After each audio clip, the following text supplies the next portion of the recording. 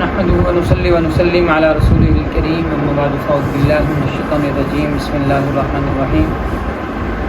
سورہ زمر میں 24ویں پارے سے آج شروع کریں گے۔ سورہ زمر کے شروع سے اللہ سبحانہ و تعالیٰ نے دونوں فریق کا ذکر کیا ہے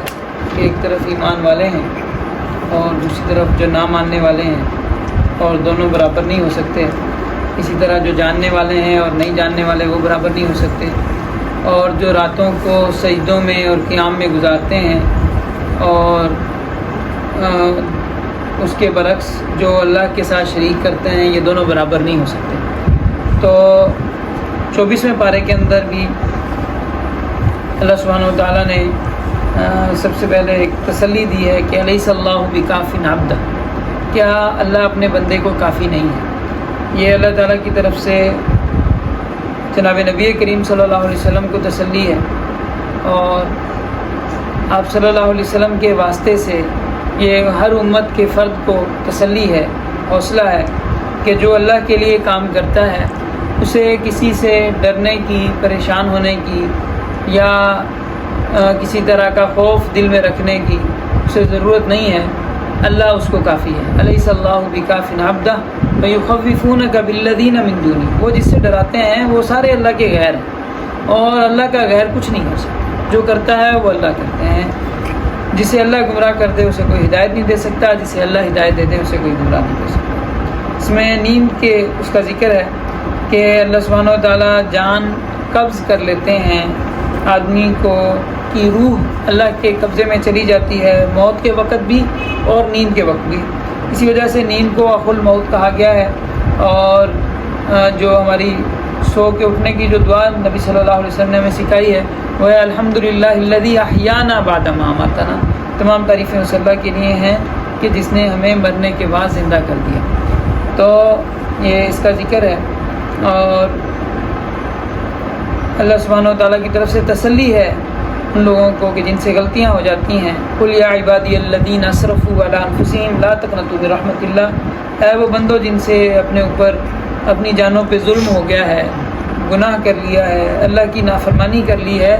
اللہ کی کوئی نافرمانی کرتا ہے تو اپنے اوپر ظلم کرتا ہے اور اپنے آپ کو مصیبت میں مبتلا کرتا ہے، تو اللہ تعالیٰ کہتے ہیں کہ پریشان ہونے کی ضرورت نہیں ہے، اللہ کی رحمت بڑی وسیع ہے۔ ان اللہ یغفر الذنوب جميعا، اللہ تعالیٰ سارے گناہوں کو معاف کر دیتے ہیں۔ اور اس میں انسان کو بتایا گیا ہے کہ حسرت کے اوقات سے پہلے جب آدمی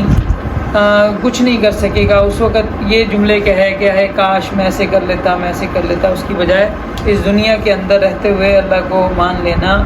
اور اللہ کی مان لینا، یہی کامیابی ہے۔ اور اس صورت کے آخر کے اندر آخرت کے حالات ہیں کہ جو کافر لوگ ہوں گے ان کو جہنم کی طرف گروہوں میں ہانکا جائے گا، اور انہیں جو ہے فرشتے کہیں گے تمہیں کوئی ڈرانے والا نہیں آیا تھا؟ وہ کہیں گے آئے تھے، لیکن ہماری جو ہے گھاٹا تھا کہ ہم نے جو بات نہیں مانی۔ اور جو ایمان والے ہوں گے انہیں جنت کی طرف گروہوں میں لے کر جایا جائے گا، اور جائیں گے دروازے کھلتے چلے جائیں گے، اور ان کو جو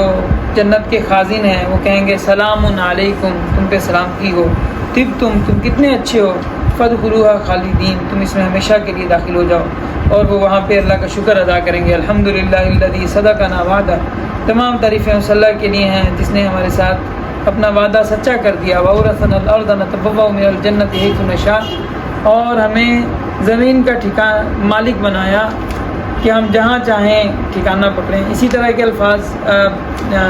22ویں پارے کے اندر بھی ہیں، اور سورہ فاطر کے اس میں جنت والوں کے لیے کہ جنت والے جو الفاظ کہیں گے الحمدللہ الذی اذھب عنا الحزن، تمام تعریفیں اس اللہ کے لیے ہیں جس نے ہم سے سارے غم دور کر دیے۔ ان ربنا لغفور شکور، بے شک ہمارا رب بڑا بخشنے والا، بڑا قدردان ہے۔ الذی احلنا دار المقامۃ من فضلی، جس نے اپنے فضل سے ہم کو ابدی ٹھکانے کے گھر میں لا اتارا۔ لا یمسنا فیہا نصب، نہ اس میں ہمیں کوئی تھکاوٹ پہنچتی ہے، ولا یمسنا فیہا لغوب، نہ ہمیں کوئی مصیبت پہنچتی ہے اور نہ ہی کوئی تھکن یہاں پیش آتی ہے۔ تو اللہ تعالیٰ اس گھر کا ہمیں بھی وارث بنائے۔ سورہ زمر کے بعد سورہ مومن ہے، اور سورہ مومن کا نام مومن اس وجہ سے رکھا گیا ہے کیونکہ اس میں رجل مومن کا جو حضرت موسیٰ علیہ السلام کا حمایتی فرعون کے دربار میں موجود تھا، جس نے بظاہر حضرت موسیٰ علیہ السلام کو نکلنے میں بھی اس نے مدد کی تھی کہ یہ فرعونی ہے، ابھی جو ہے تمہارے یا موسیٰ، اس طرح کے الفاظ ہیں سورہ قصص میں گزر چکے ہیں کہ انہوں نے حضرت موسیٰ کو بتایا تھا کہ ابھی آپ یہاں سے نکل جائیں، فرعونی آپ کی جان کے در پہ ہیں۔ اور اس کے بعد حضرت موسیٰ علیہ السلام جب نبوت کے ساتھ مبعوث ہوئے تو اس وقت بھی اس نے اس کے بعد بھی حضرت موسیٰ علیہ السلام کی طرف سے فرعون کی دربار کے اندر اس نے حضرت موسیٰ علیہ السلام کا مقدمہ لڑا، اس کا یہاں پہ ذکر ہے۔ تو یہ حوامیم جن صورتوں کو کہا جاتا ہے اور رسول قرآن کہا جاتا ہے، اس کا آغاز سورہ مومن سے ہوتا ہے۔ اس کے بعد آگے تقریباً 7 صورتیں ہیں جو کہ حامیم سے شروع ہوتی ہیں، اور یہ ان میں سے پہلی صورت ہے۔ اس کی ابتدا بھی کتاب کے ذکر کے ساتھ ہے کہ اللہ تعالیٰ کی طرف سے اتاری ہوئی کتاب ہے، اور غافر الذنب، اللہ کی 3 صفات کا یہاں پہ ذکر ہے۔ گناہوں کو بخشنے والے ہیں، توبہ کو قبول کرنے والے ہیں، سخت سزا دینے والے ہیں، اور بڑی طاقت والے ہیں۔ لا الہ الا ہو، اس کے علاوہ کوئی الہ نہیں، اسی کی طرف لوٹ کے جانا ہے۔ اور اس میں بتایا گیا ہے کہ پہلی جو قومیں تھیں انہوں نے بھی جھٹلایا ہے، تو آپ کو اگر جھٹلا رہے ہیں تو یہ ایک ایسے ہی لوگ کرتے ہیں۔ اور اس میں حملۃ العرش فرشتوں کا ذکر ہے کہ جو فرشتے عرش کو اٹھانے والے ہیں ان کا ذکر ہے کہ الذین یحملون العرش ومن حولہ یسبحون بحمد ربہم ویؤمنون بہ ویستغفرون للذین آمنوا، کہ حملۃ العرش اللہ کی تسبیح بیان کرتے ہیں، اللہ پر ایمان رکھتے ہیں، اور ساتھ ان کا جو وظیفہ ہے، جو اللہ کے سب سے پاس فرشتے ہیں، تو وہ ان کا وظیفہ کیا ہے کہ وہ ایمان والوں کے لیے استغفار کرتے ہیں، اور وہ یہ دعا کرتے ہیں ربنا وسعت کل شیء رحمۃ وعلما فاغفر للذین تابوا واتبعوا سبیلک وقہم عذاب الجحیم۔ اے پروردگار، تیری رحمت اور علم ہر چیز پر حاوی ہے، اس لیے جن لوگوں نے توبہ کر لی ہے، تیرے راستے پر چل پڑے ہیں، ان کی بخشش فرما، انہیں دوزخ کے عذاب سے بچا لے۔ ربنا وادخلہم جنات عدن التی وعدتہم، اے پروردگار انہیں ہمیشہ رہنے والی ان جنتوں میں داخل فرما جن کا تو نے ان سے وعدہ کیا ہے۔ ومن صلح من آبائہم وازواجہم وذریاتہم، نیز ان کے ماں باپ اور بیوی بچوں میں سے جو نیک ہوں انہیں بھی۔ انک انت العزیز الحکیم، بے شک یقیناً تیری اور صرف تیری ذات وہ ہے جس کا اقتدار بھی کامل ہے، جس کی حکمت بھی کامل ہے، اور انہیں برائیوں سے محفوظ رکھ۔ تو اس میں پھر ایک انصاف کا ذکر ہے کہ دنیا اس وقت جب عذاب ہوگا اس وقت لوگوں کو بڑے بیزار ہوں گے، تو ان کو کہا جائے گا کہ آج تم جتنے بیزار ہو، اللہ تعالیٰ تمہاری جو دنیا میں تم نے شرک کیا تھا اس سے زیادہ بیزار تھے۔ اور قیامت کے حالات کا ذکر ہے کہ اللہ تعالیٰ جب سارے جانداروں کو موت دے دیں گے اور کوئی بھی باقی نہیں رہے گا، اس وقت اللہ تعالیٰ ارشاد فرمائیں گے لمن الملک اليوم للہ الواحد القہار۔ اور اللہ تعالیٰ کی قدرت کا ذکر ہے وانذرہم یوم الآزفہ، ان کو اس دن سے ڈراؤ کہ جس دن اذ القلوب لدى الحناجر، دل جو ہے وہ منہ کو آ جائیں گے، کاظمین گھٹ رہے ہوں گے، ما للظالمین من حمیم ولا شفیع یطاع، ظالموں کے لیے نہ وہاں کوئی دوست ہوگا نہ سفارشی ہوگا۔ یعلم خائنۃ الاعین وما تخفی الصدور، اللہ تعالیٰ آنکھوں کی خیانت بھی جانتے ہیں اور دلوں میں جو چھپا ہے اس سے بھی واقف ہے، اور اللہ تعالیٰ لوگوں میں برحق فیصلہ فرمائیں گے۔ اس میں فرعون کا اور رجل مومن کا مکالمہ ہے، اور اسی طرح اس میں اس بات کا ذکر ہے کہ ان کے لیے فرعون کو صبح شام ان کے اوپر عذاب پیش کیا جاتا ہے۔ تو اس سے النار یعرضون علیہا غدوا وعشیا، ان کو صبح شام عذاب پیش کیا جاتا ہے۔ ویوم تقوم الساعۃ وادخلوا آل فرعون اشد العذاب، جس دن قیامت قائم ہوگی اس دن انہیں کہا جائے گا کہ آل فرعون شدید عذاب میں داخل ہو جاؤ۔ اس سے علماء نے برزخ اور جو احوال آخرت ہیں ان میں فرق واضح کیا ہے۔ سمجھ میں آتا ہے اس سے کہ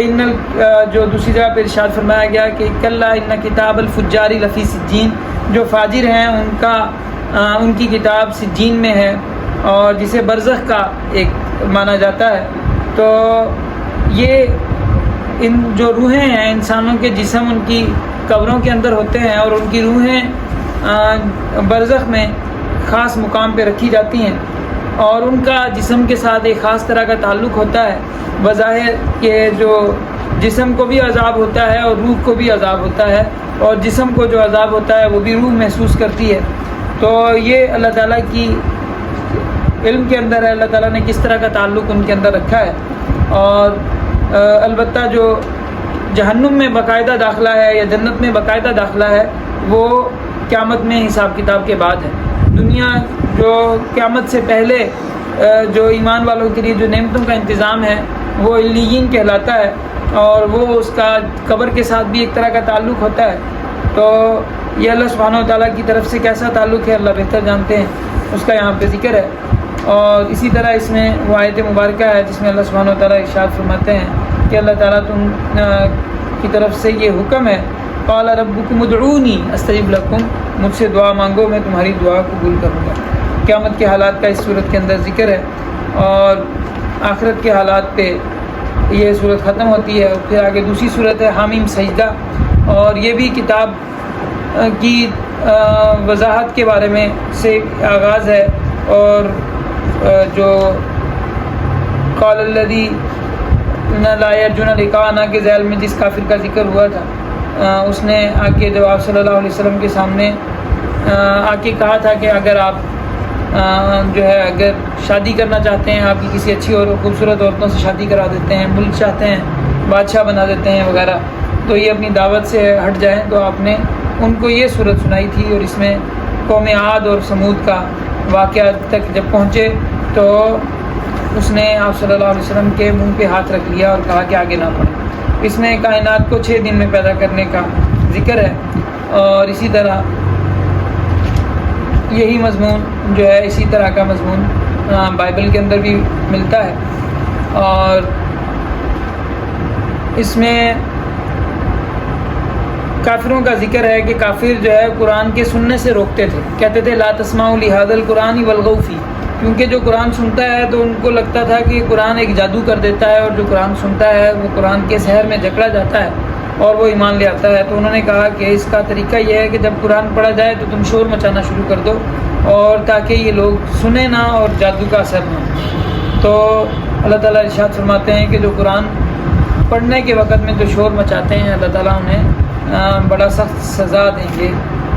فَلَنُذِيقَنَّ الَّذِينَ كَفَرُوا عَذَابًا شَدِيدًا, کفر کی وجہ سے جو ایسے کرتے ہیں تو ان کا یہاں پہ ذکر ہے. اور اسی میں یہ بتایا گیا ہے کہ ان الذین قالوا ربنا اللہ ثم استقاموا, جو کہتے ہیں ہمارا رب اللہ ہے پھر اس پہ جم جاتے ہیں تو تتنزل علیہم الملائکہ, ان پہ فرشتے اترتے ہیں, اللہ تخافوا ولا تحزنوا, وہ ان کا دل جمانے کے لیے اللہ تعالیٰ اتارتے ہیں کہ تمہیں خوف نہیں کرنا, مستقبل کا خوف نہیں ہے, ماضی پہ غم نہیں ہے. وابشروا بالجنۃ التی کنتم توعدون, تمہیں خوشخبری ہو اس جنت کی جس کا تم سے وعدہ کیا گیا ہے. نحن اولیاؤکم فی الحیات الدنیا وفی الآخرہ, دنیا میں ہم تمہارے ساتھ ہیں, تمہارے دوست ہیں, اور آخرت میں ہم تمہارے ساتھ ہیں. وَلَكُمْ فِيهَا مَا تَشْتَهِي أَنفُسُكُمْ, وہاں تمہیں وہ ملے گا جو تم چاہو گے. وَلَكُمْ فِيهَا مَا تَدْعُونَ, جو مانگو گے ملے گا. نُزُلًا مِّن غَفُورٍ رَحِيمٍ, غفور الرحیم کی مہمان نوازی ہے. اور اس کے بعد یہ ارشاد ہے کہ وَمَنْ أَحْسَنُ قَوْلًا مِّمَّنْ دَعَا إِلَى اللَّهِ وَعَمِلَ صَالِحًا وَقَالَ إِنَّنِي مِنَ الْمُسْلِمِينَ, اس سے بڑھیا بات کسی کی بھی نہیں ہے کہ جو اللہ کی طرف بلاتا ہے, نیک عمل کرتا ہے اور کہتا ہے کہ میں عام مسلمانوں میں سے مسلمان ہوں, یا فخریہ طور پہ کہتا ہے کہ میں مسلمان ہوں, مجھے اس پہ فخر ہے. اور نیکی اور برائی برابر نہیں ہو سکتی. اگر کوئی آپ کے ساتھ برائی کرتا ہے آپ اس کا بہترین طریقے سے اچھائی کے ساتھ اسے اگر جواب دیتے ہیں تو قرآن یہ بتاتا ہے کہ وہ آپ کا بہترین دوست بن جائے گا, جگری دوست بن جائے گا. اور یہ جو نعمت ہے کہ برائی کا اچھائی سے بدلہ دینا, یہ اللہ تعالیٰ قسمت والوں کو نصیب کرتے ہیں. وما یلقاها الا الذین صبروا, یہ صبر کرنے والوں کو ملتی ہے. یہ نعمت, یہ آدمی کے اندر یہ صلاحیت پیدا ہو جانا, یہ اللہ کی طرف سے عطا ہے. ورنہ انسان بہت کم ظرف ہے. انسان جو ہے برائی کا بدلہ اچھائی سے نہیں دے سکتا. انسان جو ہے انسان میں کم ظرفی ہے. انسان جو ہے وہ کہتا ہے میں نے بدلہ لینا ہے, لیکن یہ اللہ تعالیٰ جس پہ رحم کرتے ہیں, جسے اللہ سبحانہ و تعالیٰ یہ حوصلہ دیتے ہیں تو وہ برائی کا بدلہ اچھائی سے دے سکتے ہیں. اللہ تعالیٰ ہمیں ان لوگوں میں سے کرے۔ اللہ تعالیٰ ہمیں عافیت کا معاملہ فرمائے، اللہ تعالیٰ عافیت میں رکھے، کسی مصیبت سے کسی آزمائش سے اللہ تعالیٰ ہماری حفاظت فرمائے۔ اور وما یلقاها الا ذو حظ عظیم، یہ بڑے نصیب والوں کو ملتا ہے۔ تو اس میں سجدے کی آیت ہے، اللہ تعالیٰ کی قدرت کی نشانیاں ہیں، اور اس کے صورت یہ 24واں پارہ ختم ہو کے 25ویں پارے کے اندر اس کا ذکر ہے کہ لا یسم الانسان من دعاء الخیر، انسان خیر مانگتے ہوئے اکتاتا نہیں، ہمیشہ مانگتا رہتا ہے، اپنے لیے اچھائیاں مانگتا ہے۔ مانگنی چاہیے انسان کو خیر مانگنے میں، کہ وہ منع نہیں ہے، لیکن جو جس بات پہ تنقید ہے وہ یہ ہے کہ وَإِن مَسَّهُ الشَّرُّ فَيَئُوسٌ قَنُوطٌ، ذرا سی مصیبت پہنچ جاتی ہے اس وقت آس توڑ کے نا امید ہو کے بیٹھ جاتا ہے، بھئی میرا کچھ نہیں ہوگا، میں تو بس میرے ساتھ ہوتا ہی ایسا ہے، میرا یہ ہے، میرا وہ ہے۔ ساری زندگی اللہ نے نعمتوں سے نوازا، اللہ نے ہر وقت نعمتوں میں رکھا، ہر وقت اپنی عطائیں دیں، اگر کبھی آزمائش آ جاتی ہے تو اس آزمائش کی وجہ سے اپنی نعمتوں کو، اللہ کی عطاؤں کو بھولنا نہیں چاہیے، اور اس وقت میں بھی جو ہے اللہ سبحانہ و تعالیٰ کی طرف متوجہ رہنا چاہیے۔ مصیبت آئی ہے اللہ سے ہی مانگیں گے، یا اللہ تیری تو نے مصیبت بھیجی ہے، یا اللہ تو نے حل کرنا ہے، تو اللہ تعالیٰ کی طرف سے مومن کے لیے ہر بات کے اندر خیر ہے۔ اس کے بعد سورہ شورا ہے، سورہ شورا کا نام شورا اس لیے رکھا گیا ہے کیونکہ اس میں نیک لوگوں کا ذکر ہے کہ ان کے جو معاملات ہیں وَأَمْرُهُمْ شُورَىٰ بَيْنَهُمْ، ان کے معاملات آپس میں مشورے سے ہوتے ہیں۔ اس میں اللہ سبحانہ و تعالیٰ نے ارشاد فرمایا ہے کہ شرع لکم من الدین ما وصی بہ نوحا والذی اوحینا الیک، اللہ نے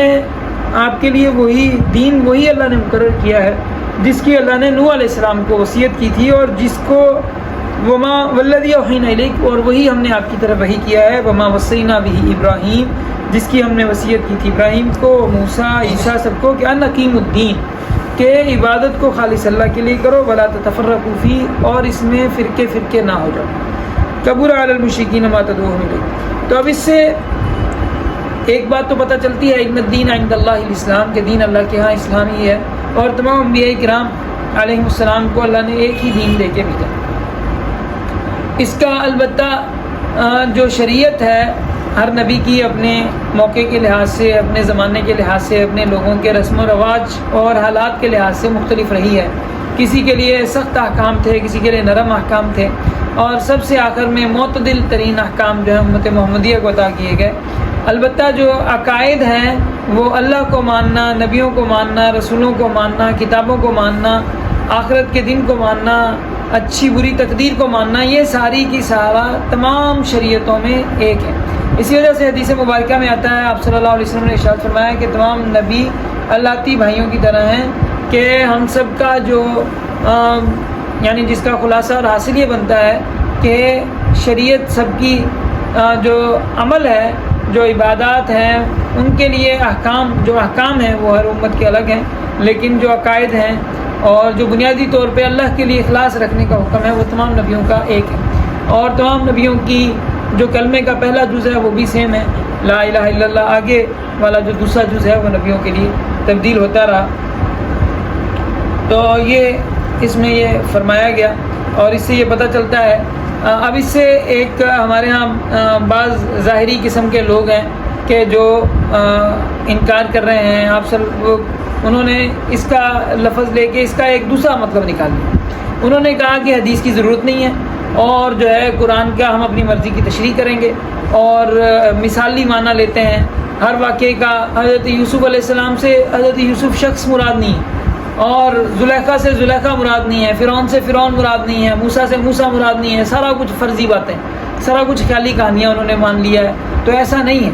ہر چیز، یہ جو واقعات جو بتائے گئے ہیں یہ حقیقی واقعات ہیں، یہ اپنے اوقات میں، اپنے زمانے کے اندر جو حقیقتاً جو واقعات ہوئے ہیں وہ بتائے گئے ہیں۔ اور تمام انبیاء کرام علیہ السلام کو الگ اللہ نے شریعتیں دے کر بھیجا۔ حضرت موسیٰ کے احکام الگ تھے، تورات الگ کتاب ہے، حضرت موسیٰ کے احکام الگ ہیں، ان کو ہم نے ایک جگہ جمع کر دیا۔ ان کو جمع کرنے کا ایک بڑا مقصد یہ بھی ہے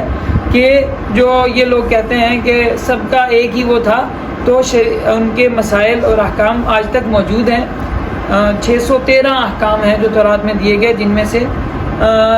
تقریباً 450 کے قریب جو ہیں وہ امت محمدیہ کے ساتھ ملتے جلتے ہیں۔ اس کے علاوہ 200-250 ہیں جن کے اندر تبدیلی ہوئی ہے۔ تو یہ اپنی جگہ پہ اللہ نے سارے نبیوں کو برحق بھیجا، سب کو الگ شریعت دی، اور جو عقائد ہیں وہ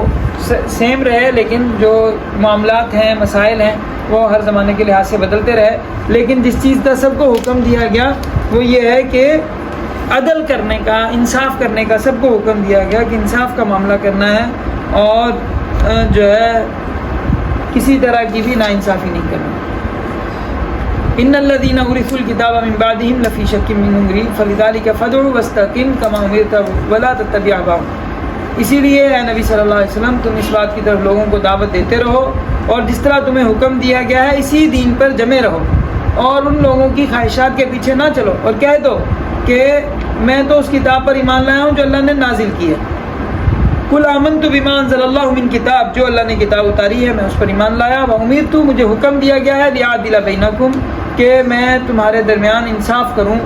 اللہ ربنا و ربکم، اللہ ہمارا رب ہے تمہارا بھی رب ہے، لنا اعمالنا ولکم اعمالکم، ہمارے لیے ہمارے عمل ہیں تمہارے لیے تمہارے عمل ہیں، لا حجت بیننا و بینکم، ہمارے اور تمہارے درمیان کوئی بحث نہیں ہے۔ بحث کر رہا ہے ایک ناپسندیدہ بات ہے، بحث کرنے والے عمل کی طاقت کھو دیتے ہیں، جو بحث کرتے ہیں وہ عام طور پہ عمل نہیں کرتے۔ اللہ تعالیٰ ہمیں عمل کرنے والا بنائے، اور باتوں کے بتنگڑ بنانے سے اللہ ہماری حفاظت فرمائے۔ اللہ تعالیٰ ارشاد فرماتے ہیں اللہ الذی انزل الکتاب بالحق والمیزان، اللہ نے کتاب اتاری ہے حق کے ساتھ اور ساتھ ترازو اتاری ہے، وما یدریک لعل الساعۃ قریب، اور آپ کو کیا پتا کہ قیامت بالکل قریب ہی ہو۔ اور قیامت کی جلدی وہ مچاتے ہیں جو ایمان نہیں لاتے، اور جو ایمان والے ہیں وہ ڈرتے ہیں، ان کو پتہ ہے کہ قیامت آئے گی، بڑا سخت دن ہے، قیامت کا دن سخت ہے، قیامت کے بعد کے حالات سخت ہیں، انصاف کا دن سخت ہے۔ اللہ تعالیٰ عافیت سے، اللہ تعالیٰ رحم سے، اپنی پردہ پوشی کے ساتھ، اللہ تعالیٰ ہمیں اپنی رحمت کے ساتھ ان 70,000 لوگوں میں جو بے حساب کتاب اللہ تعالیٰ جن کو جنت نصیب کریں گے، اللہ تعالیٰ ہمیں بھی ان میں سے کر دے۔ تو من کان یرید حرث الآخرہ نزید لہ فی حرثہ، جو آخرت کی کھیتی کا طالب ہے ہم اس کی کھیتی میں برکت دیتے ہیں، اور من کان یرید حرث الدنیا، جو دنیا کا طالب ہے، نؤتیہ منھا، کچھ دنیا مل جاتی ہے، وما لہ فی الآخرۃ من نصیب، آخرت میں کوئی حصہ نہیں۔ اس میں بہترین طریقہ وہ ہے جو اللہ تعالیٰ نے ہمیں سکھایا ہے، ربنا آتنا فی الدنیا حسنہ، یا اللہ ہمیں دنیا بھی اچھی فرما، وفی الآخرۃ حسنہ، آخرت بھی اچھی نصیب فرما، اور تری الظالمین مشفقین مما کسبوا وهو واقع بهم والذین آمنوا وعملوا الصالحات فی روضات الجنات۔ اس دن جب میدان واضح ہوگا، اس دن ظالم لوگ ڈر رہے ہوں گے، اور ایمان والے جنت کے باغات میں ہوں گے، لہم ما یشاؤون عند ربہم، جو اپنے رب سے چاہیں گے وہ انہیں ملے گا، ذالک هو الفضل الکبیر،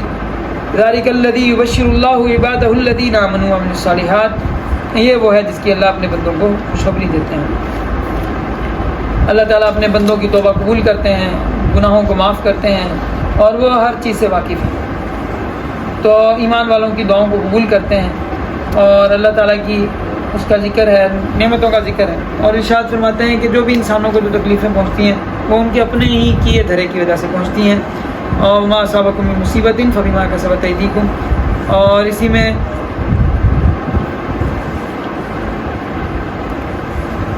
یہاں پہ ایمان والوں کا، اللہ پہ بھروسہ کرنے والوں کا ذکر ہے، ان کی صفات بتائی گئی ہیں کہ ان کی پہلی صفت یہ ہے، یہ صحابہ کرام رضوان اللہ علیہم اجمعین نے اعلیٰ درجے میں موجود تھیں، اور بعد میں جو بعد کے لوگ ہیں ان میں اللہ تعالیٰ نے جو نیک صالحین ہیں ان کو یہ نصیب فرمائی، اللہ تعالیٰ ہمیں بھی نصیب فرمائے کہ ان کی صفات یہ ہیں کہ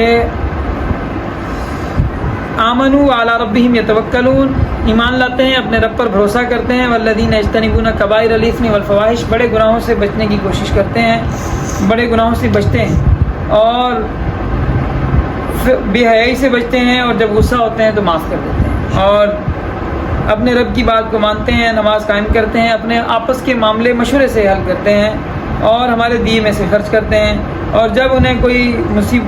تکلیف پہنچتی ہے تو وہ اپنا دفاع کرتے ہیں، اس کا ترجمہ بدلہ لیتے ہیں بھی کیا جاتا ہے، دفاع کرتے بھی کیا جاتا ہے، وجزاء سیئۃ سیئۃ مثلھا، اور برائی کا بدلہ اتنی ہی برائی ہے، جو معاف کر دے اور اصلاح کر لے تو اس کا اجر اللہ پر ہے۔ یہ سب سے کم درجہ یہ ہے کہ آدمی جتنا ظلم ہوا ہے اتنا بدلہ لے، تو یہ کم سے کم درجے کا مومن ہے، اور اس سے دوسرے درجے کا یہ ہے کہ آدمی معاف کر دے، اور تیسرے درجے کا یہ ہے کہ وہ معاف کرنے کے ساتھ نہ صرف معاف کرتا ہے بلکہ اس کے ساتھ اس نے آپ سے برا کیا اور آپ اس سے اچھا کرتے ہیں۔ اللہ تعالیٰ ہمیں نصیب فرمائے. یہ بڑے لوگوں کو نصیب ہوتا ہے. عام طور پہ انسان کم ظرف ہیں اور وہ اس چیز سے محروم ہوتے ہیں. تو اس میں اللہ سبحانہ و تعالیٰ نے اپنی قدرت کا اظہار فرمایا ہے کہ اللہ جسے چاہتا ہے لڑکے دیتا ہے, جسے چاہتا ہے لڑکیاں دیتا ہے, جسے چاہتا ہے دونوں دے دیتا ہے, اور جسے چاہتا ہے بانجھ کر دیتا ہے, کچھ بھی نہیں دیتا. اور یہ سارا کچھ اللہ کی طرف سے ہے. اور اسی طرح وحی کا ذکر ہے کہ وحی 3 طرح سے ہوتی ہے. ایک وحی اللہ تعالیٰ کی طرف سے جو ہے وہ دل میں خیال ڈالنا ہے, یا حجاب کے پیچھے سے آواز آتی ہے, یا کوئی رسول پیغام لے کے آتا ہے اور وہ پیغام پہنچا دیتا ہے. تو یہ تینوں طرح کی وحی کا یہاں پہ ذکر ہے. اس کے بعد سورہ زخرف ہے. زخرف سونے کو کہتے ہیں, اور اسی طرح جو چیز سونے سے ملمع کی جاتی ہے اس کو کہتے ہیں مزخرف. اور اس طرح کی باتیں جو ملمع سازی والے الفاظ ہوتے ہیں اس میں بھی زخرف کا لفظ استعمال ہوتا ہے. تو زخرف بنیادی طور پہ سونے کو کہتے ہیں. اس میں ذکر ہے کہ اللہ تعالیٰ نے اگر یہ نہ ہوتا ہے کہ ایمان والوں کو آزمائش میں پڑ جاتے تو اللہ تعالیٰ کافروں کو دنیا اتنی نوازتے, اتنی دیتے کہ ان کے گھر میں چڑھنے کے زینے اور دروازے کھڑکیاں بھی اللہ تعالیٰ ان کی سونے چاندی کی کر دیتے. لیکن اللہ نے ایسا نہیں کیا. دنیا دی ہے, ایمان والوں کو بھی اللہ تعالیٰ دنیا دیتے ہیں تاکہ آزمائش میں نہ پڑے. اور البتہ آخرت کا گھر جو ہے وہ خاص طور پہ اللہ نے متقیوں کا بنایا ہے. اس میں بھی اس صورت کی ابتدا بھی حامیم سے ہے, اور کتاب کی شان بیان کرتے ہوئے ہے کہ عربی کے اندر واضح انداز میں اللہ نے اتاری ہے. اور پہلی امتوں کا ذکر ہے, اور سفر کی سواری پہ سوار ہونے کی جو دعا ہے وہ ہے کہ جب تم سواری پہ سوار ہو جاؤ تو کہو سبحان الذی سخر لنا ھذا وما كنا له مقرنین وإنا إلی ربنا لمنقلبون. اس میں کافروں کی ایک بری عادت کا ذکر ہے کہ خود اپنے لیے لڑکی ناپسند کرتے تھے اور اللہ تعالیٰ کے لیے کہتے تھے کہ اللہ کے لیے جو ہے وہ فرشتے جو ہیں اللہ کی لڑکیاں. تو یہ انتہائی بدتمیزی ہے کہ جو چیز اپنے لیے ناپسند کرو اور اللہ کی طرف اس چیز کو منسوب کرو. تو فرشتے اللہ کے بندے ہیں, اللہ کی مخلوق ہیں, اور اللہ تعالیٰ جو ہے وہ اولاد سے پاک ہیں. اور اس میں ان کے اعتراضات کا ذکر ہے کہ یہ کہتے ہیں کہ ہم اس لیے ایمان نہیں لاتے, ہمارے آباء و اجداد ایسے تھے, اور اگر اللہ نے کسی کو نبی بنانا تھا کسی مال والے کو بناتے. تو اللہ تعالیٰ کہتے ہیں دنیا کی زندگی کا نظام ہے, یہ نبوت اللہ کی نعمت ہے, اللہ تعالیٰ جسے چاہتے ہیں اسے نوازتے ہیں.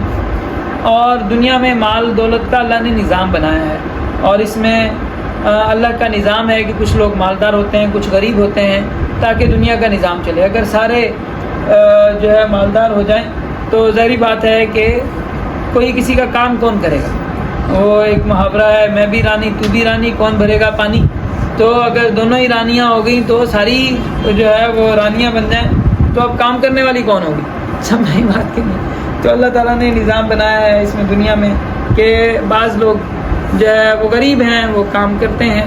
اور بعض لوگ وہ ہیں جن کے پاس امیر ہیں وہ پیسہ دیتے ہیں. تو اس طرح دنیا کا نظام چلتا ہے. اور اللہ تعالیٰ کہتے ہیں, ارشاد فرماتے ہیں کہ اگر لوگوں سارے ایک جیسے نہ ہو جائیں, یہ نہ ہوتا کہ جو ہے آزمائش برابر نہ رہتی اور بلکہ ایک طرف زیادہ ہو جاتا کام. تو اللہ تعالیٰ کافروں کو اتنا نوازتے کہ ان کی جو گھروں کی چھتیں ہیں وہ چاندی کی کر دیتے, اور سیڑھیاں جس کے اوپر چڑھتے ہیں اور ان کے گھروں کے دروازے اور جو تخت ہیں جن پہ تکیہ لگاتے ہیں وہ سارے کے سارے سونے چاندی کے کر دیتے. لیکن اللہ نے ایسا نہیں کیا تاکہ دنیا کے اندر جو ہے ایک طرح سے برابری رہے, اور جو ہے لوگوں کے لیے دونوں چیزیں برابر ہیں. اور پھر اس کے بعد پتہ چلے کہ کون اللہ سبحانہ و تعالیٰ کو مانتا ہے اور کون جو ہے اپنی نفس کے اوپر چلتا ہے. اس میں حضرت موسیٰ علیہ السلام کا ذکر ہے کہ حضرت موسیٰ کو اللہ نے نوازا اور فرعون اور اس کے لشکر کے مقابلے میں رسول بنا کے بھیجا. اور اسی طرح حضرت اس کے ساتھ جو فرعون کے ساتھ مکالمہ ہے اس کا ذکر ہے کہ وہ فرعون بھی اسی چیز پہ اتراتا تھا کہ امانا خیر من ھذا الذی ھو مہین ولا یکاد یبین. وہ کہتا تھا کہ دیکھو یہ غریب ہے, میں جو ہے اتنا مالدار ہوں, وہ بات کرنا بھی نہیں جانتا, اس سے بات نہیں کی جاتی, صاف بات نہیں کر سکتا, اور میں ایسا واضح بات کرنے والا ہوں. تو وہ بھی یہی کہتا تھا کہ اسے سونے چاندی کے کنگن کیوں نہیں پہنائے گئے یا فرشتے آتے. تو ان کی قوم والوں نے حضرت اس نے اپنی قوم کو بے عقل سمجھا اور اس طرح کی باتوں کے ذریعے سے بیوقوف بنایا کہ دنیا اس کے پاس نہیں ہے لہٰذا یہ سچا نہیں ہے۔ تو دنیا نہ ہونا یہ کمال نہیں ہے، نہ دنیا کا ہونا کمال ہے، نہ دنیا کا نہ ہونا کمال ہے۔ کمال یہ ہے کہ جو میرٹ کے اوپر چلتا ہے، جو اللہ کے احکامات کو پورا کرتا ہے، نبی صلی اللہ علیہ وسلم کے طریقے کے مطابق زندگی گزارتا ہے، یہ کمال ہے۔ جو نبی صلی اللہ علیہ وسلم کے طریقے کے مطابق نہیں ہے وہ ناکام ہے۔ اور حضرت عیسیٰ علیہ السلام کی بارے میں وہ کہتے کہ آیت مبارکہ نازل ہوئی کہ جو بھی جس کی یہ پرستش کرتے ہیں وہ سارے جہنم میں ہوں گے، تو انہوں نے کہا کہ حضرت عیسیٰ کو بھی پھر تم ایسا کہو گے؟ تو اللہ تعالیٰ ارشاد فرماتے ہیں کہ حضرت عیسیٰ کی مثال کے اوپر کہ مثال بیان کرتے ہیں اور جب ان کی بات کی جاتی ہے تو یہ جھگڑتے ہیں۔ تو ان هو الا عبد انعمنا علیہ، وہ ایک انسان ہے اور ہم نے ان پہ احسان کیا، وجعلناہ مثلا لبنی اسرائیل، اور ہم نے ان کو بنی اسرائیل کے لیے نمونہ بنایا، مثال بنایا۔ اور اگر اللہ تعالیٰ چاہتے تو یہ دنیا میں یہ ساری چیزیں دے سکتے تھے، فرشتے اتار سکتے تھے، سارا کچھ ہو سکتا تھا، لیکن وَإِنَّهُ لَعِلْمٌ لِلسَّاعَةِ فَلَا تَمْتَرُنَّ بِهَا، حضرت عیسیٰ علیہ السلام قیامت کی نشانی ہے، آپ کو شک کرنے کی ضرورت نہیں، اور بے اتباع کرو اور وہ قیامت کے قریب آئیں گے۔ اس میں بھی جنت والوں کا ذکر ہے، یا عبادی لا خوف علیکم اليوم ولا انتم تحزنون، اے میرے بندو تمہیں آج کوئی خوف نہیں ہے اور نہ تمہیں غمگین ہونا ہے۔ جو ایمان والے ہیں، ہماری آیتوں پر ایمان لائے اور مسلمان تھے، ادخلوا الجنت، جنت میں داخل ہو جاؤ، انتم تم بھی، وازواجکم تحبرون، اور تمہاری بیویاں چمکتے چہروں کے ساتھ خوشی خوشی، یطاف علیہم بصحاف من ذهب واکواب، جہاں پہ ان کے پاس تشتریاں لائی جائیں گی، سونے چاندی کی پیالے لائے جائیں گے، وفیہا ما تشتہی الانفس، جو دل چاہے گا، جو آنکھوں کی ٹھنڈک جس میں ہوگی وہ سب ملے گا، وانتم فیہا خالدون، اس میں ہمیشہ کی زندگی ہوگی، وتلک الجنۃ التی اورثتموها بما کنتم تعملون لکم فیہا فاکہۃ کثیرۃ منہا تأکلون۔ اس کے برعکس ان المجرمین فی عذاب جہنم خالدون، مجرم جو ہے وہ جہنم کے عذاب میں ہوں گے۔ اور اس کے بعد سورہ دخان ہے اور اس میں دھوئیں کا ذکر ہے، اور یہ مکہ کے لوگوں پہ آپ صلی اللہ علیہ وسلم نے ان کے لیے بددعا کی تھی اور ان کے اوپر اس طرح کا حال ہو گیا تھا کہ چمڑا تک کھانے پر مجبور ہو گئے تھے۔ اور یہ ان معجزات میں سے ہے جس کا حضرت عیسیٰ علیہ السلام نے حوالہ دیا تھا کہ ایلیا کے دور میں جو ہے وہ لوگوں پہ ایسا قحط آئے گا، اور جو ہے تو 3 سال تک تقریباً یہ قحط برقرار رہا۔ اور تو ان میں سے ہے، اس لیے اس کا یہاں پہ باقاعدہ اس میں دھوئیں کا ذکر ہے، اور اس میں بھی موسیٰ علیہ السلام کا اور موسیٰ علیہ السلام کی قوم کا ذکر ہے، اور اللہ تعالیٰ نے کیسے فرعون سے نجات دی اس کا ذکر ہے۔ اس کے بعد سورہ جاثیہ ہے، اور جاثیہ کا معنی جو ہے منہ کے بل گر جانا ہے، یہاں پہ قیامت کی ایک حالت کا ذکر ہے۔ وَتَرَىٰ كُلُّ أُمَّةٍ جَاثِيَةٍ کے لفظ ہیں یہاں پہ، تو اس وجہ سے اس سورت کا نام سورہ جاثیہ رکھا گیا ہے۔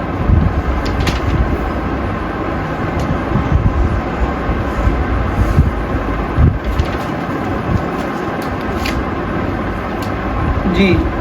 وَتَرَىٰ كُلَّ أُمَّةٍ جَاثِيَةٍ، تم ہر گروہ کو دیکھو گے کہ وہ گھٹنوں کے بل گرا ہوا ہے،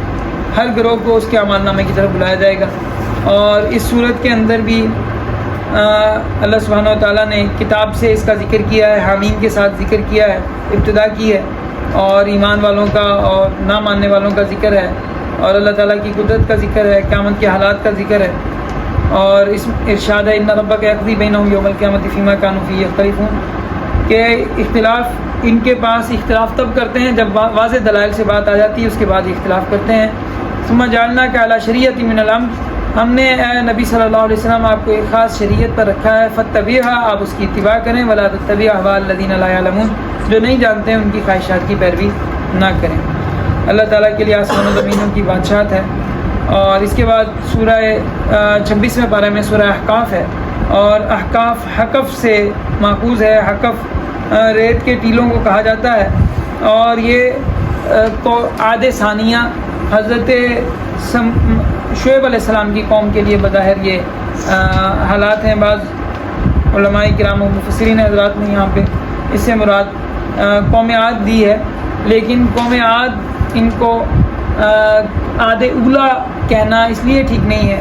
کیونکہ عاد اولا کے لیے جو عذاب ہے اس کا قرآن کریم میں سورہ حاقہ میں ذکر ہے کہ اللہ تعالیٰ نے ان کو ہوا کے ذریعے سے تباہ کیا تھا، اور ان کے لیے جو جس عذاب کا ذکر ہے وہ یہ ہے کہ ان کے اوپر بادل آیا تھا اور ان کو قحط سالی ہو گئی تھی اور بادل سے ان کے اوپر آگ ٹپکی تھی، آگ جو ہے ان کے اوپر گری تھی. اور یہ حضرت شعیب علیہ السلام کے لیے ذکر ہے کہ جو ہے یوم الذلہ کا لفظ ان کے لیے آیا ہے، اصحاب الایکہ ان کو کہا گیا ہے. اور یہ حقف سائٹس آج بھی موجود ہیں، جو ہے نیٹ کے اوپر بھی اس کے بارے میں ہم پہلے بھی بات کر چکے ہیں کہ یہ جو مسقط کا علاقہ ہے، مسقط کے آس پاس یہ سائٹس موجود ہیں اور جہاں پہ خاص طور پہ جیولوجی کے اسٹوڈنٹس جو ہیں ان کو لایا جاتا ہے، ان کو دکھایا جاتا ہے اور ان کو اخا عاد کہا گیا ہے. اس وجہ سے مفسرین کا دھیان اس طرف گیا ہے کہ یہ قوم عاد کی بات ہے. لیکن اگر ہم کتاب مقدس میں اگر مطالعہ کرتے ہیں تو ہمیں پتہ چلتا ہے، اور دوسری جگہ پہ قرآن کریم میں بھی ارشاد ہے کہ عاد الاولیٰ کے لفظ سے پتہ چلتا ہے کہ عاد ثانیہ بھی تھے. اور بظاہر یہ عاد ثانیہ جیسا کہ جو پہلی کتابوں کو مطالعہ کرنے سے پتہ چلتا ہے کہ حضرت شعیب علیہ السلام کی قوم جو تھے وہ بھی لمبے قدوں والے تھے، اور حضرت شعیب علیہ السلام کے زمانے میں اللہ تعالیٰ نے عذاب دے کے ان کی نسل کو ختم کر دیا تھا. تو یہ وہی لوگ ہیں جن کا اس میں ذکر ہے. اور اس میں صورت میں یہ ارشاد ہے کہ وَوَصَّيْنَا الْإِنسَانَ بِوَالِدَيْهِ إِحْسَانًا حَمَلَتْهُ أُمُّهُ كُرْهًا وَوَضَعَتْهُ كُرْهًا وَحَمْلُهُ وَفِصَالُهُ 30 شهرًا حَتَّى إِذَا بَلَغَ أَشُدَّهُ وَبَلَغَ 40 سنة. جب انسان اپنی جوانی کو پہنچتا ہے، پوری توانائی کو پہنچتا ہے اور 40 سال کا ہو جاتا ہے، قال تو یہ 40 سال کے عمر کو پہنچنے کی دعا ہے، ربی اوزعنی ان اشکر نعمتک التی انعمت علی، اے رب مجھے توفیق دے کہ میں تیری ان نعمتوں کا شکر ادا کروں جو تو نے مجھ پر کی، وعلی والدی میرے ماں باپ پر کی، وانا عمل صالحا ترضاہ، یا اللہ مجھے ان اعمال نیک اعمال کرنے کی توفیق دے کہ جن سے تو راضی ہو جائے، واصلح لی فی ذریتی، اور میرے لیے میری اولاد کو اچھا کر دے، انی تبت الیک، میں آپ کے حضور توبہ کرتا ہوں، انی من المسلمین، اور میں مسلمانوں میں فرما برداروں میں شامل ہوں. الحمدللہ اسلامی سال کے لحاظ سے میں یہ پچھلے مہینے میں بھی یہ دعا پڑھ چکا ہوں. انگریزی سال کے لحاظ سے تو 1 سال ابھی رہتا ہے، لیکن اسلامی سال کے لحاظ سے الحمدللہ میں بھی شعبان میں جو ہے وہ 40 سال کا ہو چکا ہوں. تو یہ جو ہے اللہ تعالیٰ ہمیں یہ ساری دعا جو ہے اللہ تعالیٰ ہمارے حق میں قبول فرمائے اور آپ سب کو بھی اس عمر تک لے کے جائے اور اس عمر سے آگے اللہ تعالیٰ آپ سے دین کا کام لے. اللہ تعالیٰ ہمیں اپنے دین کے کام کے لیے قبول فرمائے. یہ سورہ محمد ہے، اس کے بعد اس کا نام سورہ محمد اس لیے ہے کہ اس میں آپ صلی اللہ علیہ وسلم کا نام نامی ہے. والذین آمنوا بما نزل علی محمد وهو الحق من ربهم. آپ صلی اللہ علیہ وسلم کا نام نامی 4 دفعہ قرآن کریم میں آیا ہے، لیکن کہیں میں بھی آپ صلی اللہ علیہ وسلم کو مخاطب کر کے یا محمد کہہ کے مخاطب نہیں کیا گیا، یا ایھا النبی کہہ کے مخاطب کیا گیا. اور آگے سورہ حجرات میں آپ صلی اللہ علیہ وسلم کے آداب کا ذکر ہے. ہمارے ہاں نعت میں بعض دفعہ نام لے لیا جاتا ہے، یا محمد کہہ دیا جاتا ہے. عشق میں محبت میں لوگ کہتے ہیں، تو وہ ایک الگ حالات ہوتے ہیں، شاعری میں اس کی اجازت بھی ہوتی ہے، لیکن کوشش یہ کرنی چاہیے کہ جناب نبی کریم صلی اللہ علیہ وسلم کو مخاطب کریں تو آپ کا نام نہ لیا جائے. نبی صلی اللہ علیہ وسلم جناب خاتم النبیین اور اس طرح. اور نام ویسے نام لینا یعنی بات کرتے ہوئے بیچ میں نام لینا تو وہ الگ چیز ہے جیسے قرآن کریم میں دیا گیا ہے، لیکن خاص طور پہ مخاطب کرتے ہوئے یا محمد نہ کہا جائے. آپ صلی اللہ علیہ وسلم کے روزہ اطہر پہ حاضری نصیب ہو جائے، یا ایھا النبی، السلام علیکہ ایھا النبی کہہ کے جو ہے وہ سلام پیش کیا جائے. اللہ تعالیٰ ہمیں آپ صلی اللہ علیہ وسلم کے روزہ اطہر پہ حاضری کی سعادت بھی عطا فرمائے. اس میں غزوہ بدر کے حالات کا ذکر ہے، اور اس میں یہ ہے کہ اللہ تعالیٰ کی طرف سے یہ حکم تھا کہ ما کان لنبی ان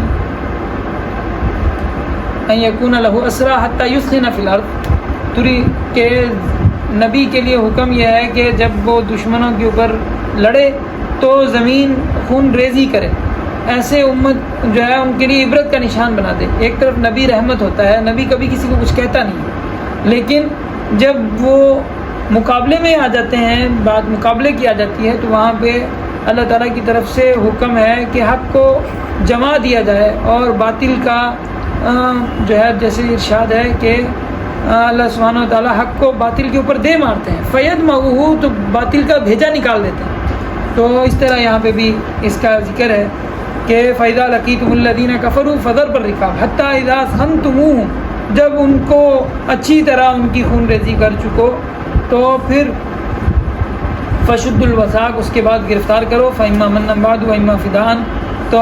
پھر جو ہے آپ چاہیں تو احسان کرتے ہوئے بھی چھوڑ سکتے ہیں، اور اگر چاہیں تو فدیہ لے کے چھوڑ سکتے ہیں۔ پھر مشورے کے بعد جو ہے آپ صلی اللہ علیہ وسلم نے ان کو فدیہ لے کے چھوڑ دیا تھا۔ تو اس میں جنت کے ان کا ذکر ہے کہ اللہ سبحانہ وتعالیٰ کی طرف سے جو مہمان نوازی ہوگی، لَهُمْ فِيهَا أَنْهَارٌ مِّن مَّاءٍ غَيْرِ آسِنٍ، صاف ستھرا پانی ہوگا، 4 نہروں کا اس میں ذکر ہے جو اللہ سبحانہ وتعالیٰ کی طرف سے جنتیوں کو عطا ہوں گی، کہ ایسے پانی کی نہریں جو خراب ہونے والا نہیں ہے، ایسے دودھ کی نہریں جن کا ذائقہ نہیں بدلے گا، ایسی شراب کی نہریں جو پینے والوں کے لیے سراپا لذت ہوں گی، ایسی شہد کی نہریں جو نکھرا ہوا ہوگا، صاف ستھرا ہوگا، وَلَهُمْ فِيهَا مِن كُلِّ الثَّمَرَاتِ، ہر چیز کا پھل اس میں ہوگا، وَمَغْفِرَةٌ مِّن رَّبِّهِمْ، اپنے رب کی طرف سے مغفرت ہوگی، کمن ہوا خالد فی النار، کیا یہ وہ آدمی اور جو آگ میں ہے، کیا یہ دونوں برابر ہو سکتے ہیں؟ ہرگز برابر نہیں ہو سکتے۔ اور اس میں اللہ سبحانہ و تعالی منافقین کا ذکر ہے، کیا حسب الذین فی قلوبہم مرض ان لن یخرج اللہ اضغانہم، کیا اللہ ان کے کینوں کو ظاہر نہیں کریں گے؟ ولو نشاء لاریناکہم، اگر ہم چاہیں تو آپ کو دکھا دیں، فلا عرفتہم بسیماہم، آپ ان کی نشانیوں سے انہیں پہچان لیں گے، ولتعرفنہم فی لحن القول، آپ ان کے بات کرنے کے انداز سے پہچان جائیں گے، واللہ یعلم اعمالکم، اللہ تمہارے عملوں سے باخبر ہے۔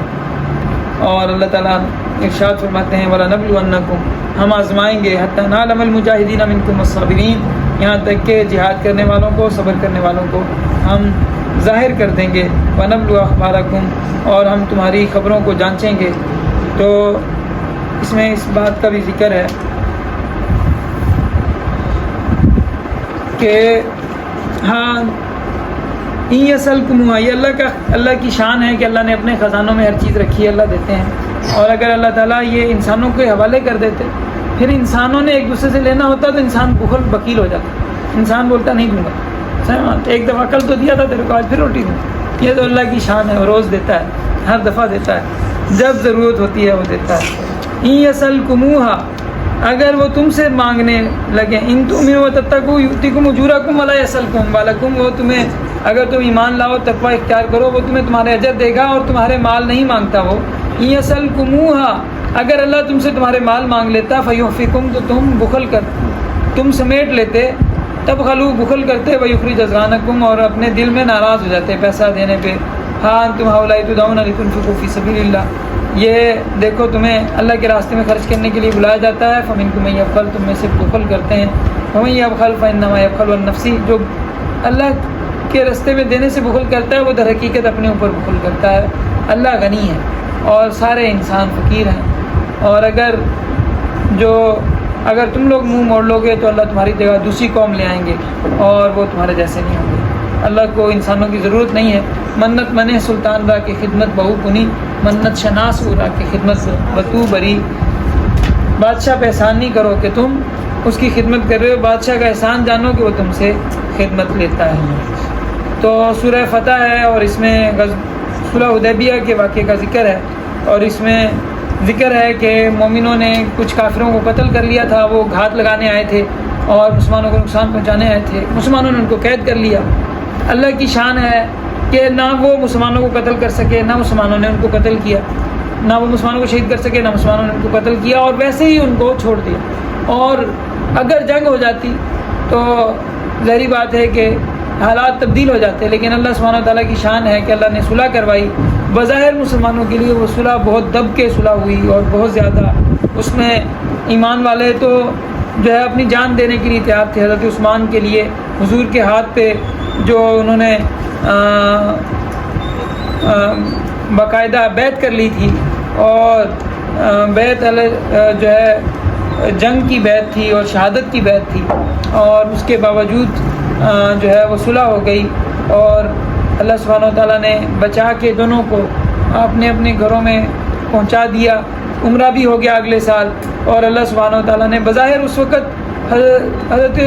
صحابہ کرام ایسی حالت میں تھے کہ سامنے ایک مسلمان ہو کے آیا ہے اور اسے ہم نے واپس کر دیا، تو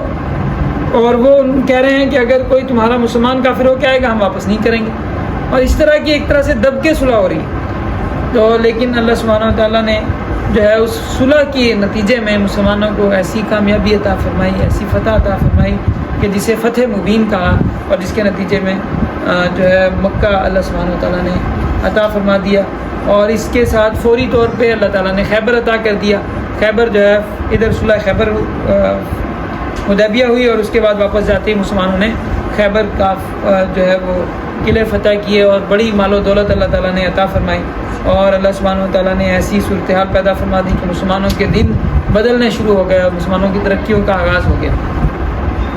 اس میں مسلمانوں کے اس کا ذکر ہے کہ جب عمرہ کرنے جاؤ گے، اصل میں آپ صلی اللہ علیہ وسلم نے خواب دیکھا تھا جس پہ صحابہ تیار ہوئے تھے، کہ نبی کا خواب وہی ہوتا ہے کہ خواب دیکھا تھا کہ صحابہ جو ہے وہ احرام باندھے ہوئے ہیں اور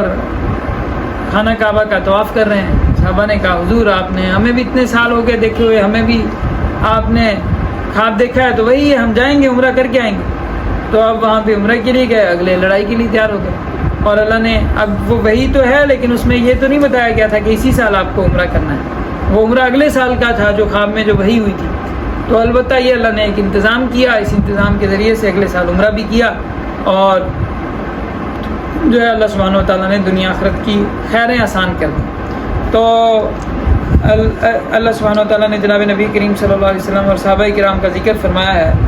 کہ محمد الرسول اللہ، محمد صلی اللہ علیہ وسلم اللہ کے رسول ہیں، والذین معہ اشداء علی الکفار رحماء بینہم، جو آپ کے ساتھ ہیں، کافروں بڑے بڑے سخت ہیں، آپس میں بڑے رحم دل ہیں، تراہم رکعاً سجدا، رکوع سجدے میں دیکھو گے، یبتغون فضلا من اللہ ورضوانا، اللہ کی رضا اور فضل کے متلاشی ہیں، سیماہم فی وجوہہم من اثر السجود، ان کے چہروں پر سجدے کے نشان ہیں، یہ ذالک مثلہم فی التوراۃ، یہ ان کی تورات میں مثال ہے، ومثلہم فی الانجیل، اور انجیل میں مثال ہے، کزرع اخرج شطہ، جیسا کہ وہ کونپل ہے جو اپنا کونپل باہر نکالتی ہے، پھر وہ اسے اللہ تعالیٰ موٹا مضبوط کرتے ہیں، وہ موٹی ہوتی ہے، اپنے تنے پر سیدھی کھڑی ہو جاتی ہے، اور کاشتکار اس سے خوش ہوتے ہیں۔ اسے یہ ان کی اس میں مثال شاخ کے ساتھ دی گئی ہے جو موجودہ اس میں، تو یہ اس میں آپ صلی اللہ علیہ وسلم کے ساتھیوں کی مثال ہے کہ وہ جو ہے وہ کھجور کی شاخ کی طرح ہوں گے۔ تو یہ جو ہے انہوں نے اس کو اس کی بجائے یہودی جو ہے وہ ایک کھجور کی شاخ اپنے ساتھ توڑ کے پھرتے ہیں، بولتے ہیں کہ ہم نے وہ جو اللہ سبحانہ و تعالیٰ نے وہ ایک مثالی انداز میں صحابہ کرام رضوان اللہ علیہم کی جو صفت ہے اس کو وہ کھجور کی شاخ توڑ کے اور وہ لے کے پھرتے ہیں کہ یہ جو ہے ہمارے بارے میں یہ ہماری شان، یہ شان ہماری ہے۔ اس کے بعد سورہ حجرات ہے، اس میں آپ صلی اللہ علیہ وسلم سے ملنے کے آداب بتائے گئے ہیں کہ لا تقدموا بین یدی اللہ ورسولہ، اللہ رسول سے آگے نہ نکلو، اور نبی صلی اللہ علیہ وسلم کی آواز سے آواز بلند نہ کرو۔ آپ صلی اللہ علیہ وسلم کے حجرہ مبارک کے پاس حاضر ہونے کے آج بھی آداب ہیں کہ وہاں پہ جا کے شور مچانا یہ توہین ہے، بدتمیزی ہے، اور یہ ان کو جاہلوں کی بات ارشاد فرمایا گیا ہے، اور ارشاد ہے ان الذین یغضون اصواتهم عند رسول اللہ، جو اللہ کے نبی کے سامنے اپنی آوازیں نیچی رکھتے ہیں، اولئک الذین امتحن اللہ قلوبهم للتقوی، یہ ہیں جن کے دلوں کا اللہ نے تقوی کے لیے امتحان لیا ہے، لہم مغفرہ، ان کے لیے بخشش ہے اور اجر عظیم ہے۔ اور جو آپ کو آپ کے حجرات کے باہر سے آوازیں دیتے ہیں ان میں سے اکثر بے عقل، اگر وہ صبر کرتے یہاں تک کہ آپ ان کے پاس نکل آتے تو یہ ان کے لیے بہتر تھا، اور اللہ تعالیٰ بڑے بخشنے والے رحم کرنے والے ہیں۔ اس میں معاشرت کے آداب بتائے گئے ہیں۔ ایک ادب یہ بتایا گیا ہے کہ ایک آدمی خاص طور پہ فاسق کی جو گواہی ہے اس کی بات ماننے سے پہلے آپ اس کی تحقیق کریں، اس کے دوسرے جو ریسورسز ہیں ان کے ذریعے سے بھی آپ جائزہ لیں کہ اس کی بات درست ہے یا نہیں، پھر اس کے بعد فیصلہ کریں۔ کسی ایک بندے کے کہنے کے اوپر فوری طور پہ فیصلہ نہیں کر لینا چاہیے، اس نے کیا کہا، اس نے کیا سنا، کیسے جو بات جو وہ بتا رہا ہے وہ کس جو ہے وہ پس منظر میں ہے، کس سیکوینس میں ہے،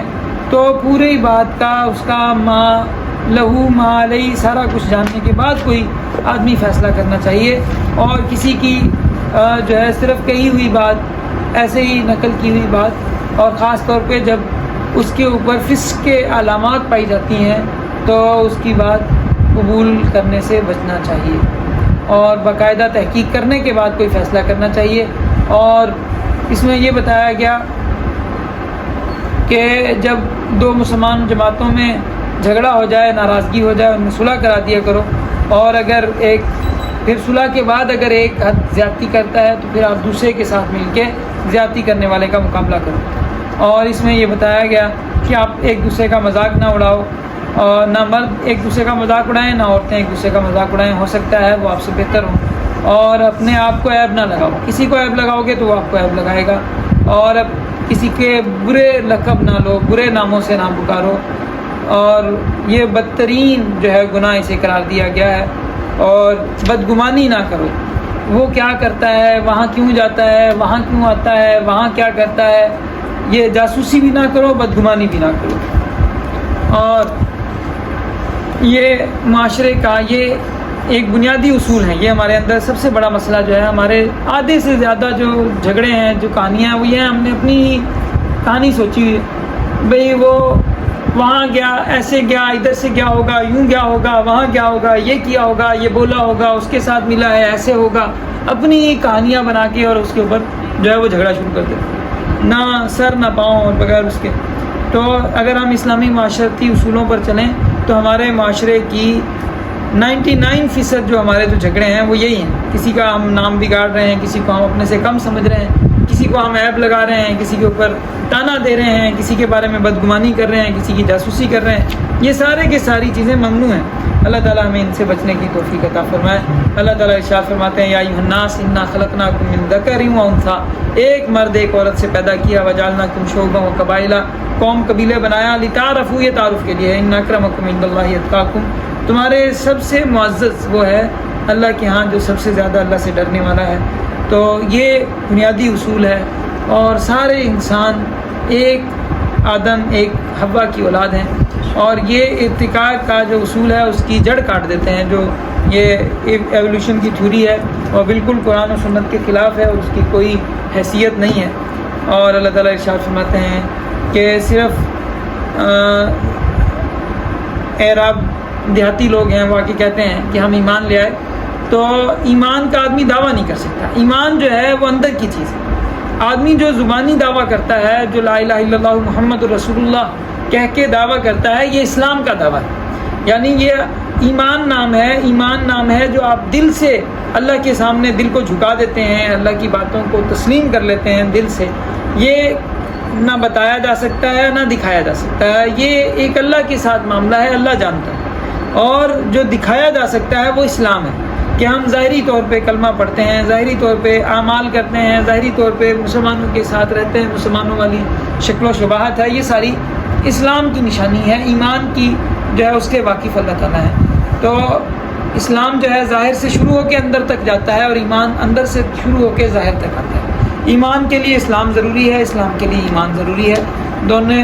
ضروری ہیں۔ لیکن جو دعویٰ کوئی آدمی کہہ سکتا ہے، وہ یہ کہہ سکتا ہے میں اسلام والا ہوں، یہ نہیں کہہ سکتا کہ میں مومن ہوں، مومن اللہ بہتر جانتے ہیں۔ اور ایمان والے جو ہیں وہ لوگ ہیں جو اللہ پر ایمان لائے، رسول پر ایمان لائے، پھر ان کو کبھی شک نہیں ہوا، اور انہوں نے اپنے جان و مال سے اللہ کے راستے میں کوشش کی، وہ سچے ایمان والے ہیں، اور اللہ کو بتانے کی ضرورت نہیں ہے، اللہ تعالیٰ زیادہ واقف ہے۔ اس کے بعد سورہ قاف ہے، اور سورہ قاف کے اندر پہلی امتوں کے حالات کا بھی ذکر ہے، اور بہت سارے انبیاء کا ذکر ہے۔ اس میں ارشاد ہے، کذبت قبلہم قوم نوح واصحاب الرس وثمود وعاد وفرعون واخوان لوط واصحاب الایکۃ وقوم تبع کل کذب الرسل فحق وعید۔ قوم نوح نے جھٹلایا، کنویں والوں نے جھٹلایا۔ کنویں اگر ویسے کئی جگہوں پہ کنویں ملتے ہیں، یمن کے علاقے میں، شام کے علاقے میں، عراق کے علاقے میں کئی قومیں کنویں والی ملتی ہیں۔ اب یہ کون سی کنویں والی قوم ہے؟ مولانا غلام مصطفیٰ صاحب یہاں پہ سندھی کا اس اکیڈمی میں تھے، ان کی تحقیق موئنجو دڑو کے بارے میں ہے کہ ممکنہ طور پہ یہ کنویں والے ہو سکتے ہیں، کیونکہ یہاں پہ بھی کنویں ہیں اور بڑا منظم نکاسی کا نظام ہے، تو ہو سکتا ہے یہ لوگ ہوں۔ تو البتہ میں نے جو مطالعہ کیا ہے اس سے مطابق جو مجھے جو محسوس ہوا ہے وہ بظاہر قوم لوط کی جو حالات ہیں یہ ممکنہ طور پہ یہ ہو سکتے ہیں کہ یہ ہوں، اور کنویں والے بظاہر یمن میں یا سعودی عرب میں ہی بھی موجود ہے کنویں والی بستیاں، اور اسی طرح شام اور عراق میں بھی اس طرح کی موجود ہیں جو بستیاں کنویں والی تھیں، تو ان میں سے کوئی بستی ہو سکتی ہے۔ اور یہاں پہ یہ ترتیب کے ساتھ نہیں ہے، یہاں پہ سیکوینس اور ہے، پہلے قوم نوح کا ذکر ہے، اس کے بعد اصحاب الرس کا ذکر ہے، پھر سمود ہے، پھر عاد ہے، عاد جو کہ سمود سے پہلے ہیں، نوح کے بعد ہیں، اس کے بعد فرعون کا ذکر ہے، اور اس کے بعد لوط علیہ السلام کی بستیاں ہیں۔ وہاں اصحاب الایکا جو ہے قوم شعیب کی بستی ہے۔ وقوم تبا، تبا کی قوم جو ہے، تبا یمن کے جو بادشاہ ہوتے تھے وہ تبا کہلاتے تھے، اور تبا کی قوم کون سی ہے، کون سی قوم کا یہاں پہ ذکر ہے، یہ بھی ہو سکتا ہے قوم سبا کا ذکر ہو، اور یہ بھی ہو سکتا ہے کہ ان سے پہلے والی کسی قوم کا ذکر ہو۔ تو اللہ تعالیٰ ارشاد فرماتے ہیں کہ ان تمام کے پاس رسول آئے اور ان تمام نے رسولوں کو جھٹلایا، تو ان کے اوپر اللہ کا وعدہ سچا ہو گیا، اور بھلا اللہ سبحانہ و تعالیٰ نے ہی سب کو پیدا کیا، اور اللہ تعالیٰ ان کے جو جیوں کے اندر وسوسے آتے ہیں ان سے بھی واقف ہیں۔ وَنَحْنُ أَقْرَبُ إِلَيْهِ مِنْ حَبْلِ الْوَرِيدِ، اور ہم انسان کی شاہرگ سے زیادہ قریب ہیں، جیسا کہ دوسری جگہ ارشاد ہے کہ يَحُولُ بَيْنَ الْمَرْءِ وَقَلْبِهِ، آدمی اور اس کے دل میں اللہ سبحانہ و تعالیٰ حائل ہوتے ہیں۔ تو کرامن کاتبین کا ذکر ہے کہ وہ آ کے اس کا بتائیں گے، اور کوئی بھی چیز انہوں نے چھوڑی ہوئی نہیں ہے۔ اور اس کے آخر میں پھر دوبارہ اللہ سبحانہ و تعالیٰ کا یہ ذکر ہے کہ اللہ تعالیٰ نے آسمان و زمین کو 6 دن میں پیدا کیا، اور اللہ سبحانہ و تعالیٰ تھکن اللہ کو نہیں پہنچتی، انہوں نے لکھا ہے کہ اللہ تعالیٰ نے آرام کیا، تو اللہ تعالیٰ ارشاد فرماتے ہیں کہ اللہ کو تھکاوٹ نہیں پہنچتی، یہ انہوں نے اپنی طرف سے اضافے ہیں ان کے، اور اللہ سبحانہ و تعالیٰ تھکاوٹ سے پاک ہے۔ اس کے بعد سورہ ذاریات ہے، کل کو انشاءاللہ کوشش کریں گے کہ بقیہ حصہ مکمل کر لیں۔ 3 پارے آج ہو گئے، باقی 4 پارے رہ گئے، کیونکہ آگے پھر ہم نے قرآن کریم کا دور کرنا ہے، تو اس لیے انشاءاللہ۔ وآخر دعوانا الحمدللہ۔